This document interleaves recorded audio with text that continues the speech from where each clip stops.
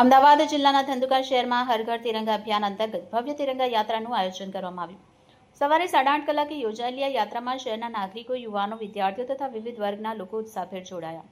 તિરંગા યાત્રા દરમિયાન સમગ્ર શહેર દેશભક્તિના રંગે રંગાયું હતું અને ભારત માતા કી જય તથા વંદે માતરમના નાદથી વાતાવરણ ગુંજી ઉઠ્યું।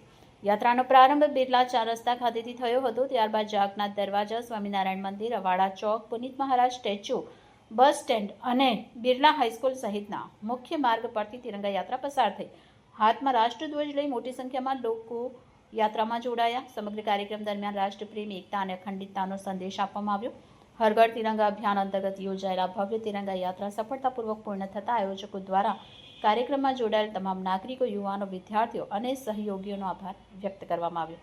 ધંધુકામાં યોજાયેલી આ તિરંગા યાત્રાએ શહેરમાં દેશભક્તિ અને રાષ્ટ્ર ગૌરવની અનોખી છાપ છોડી હતી।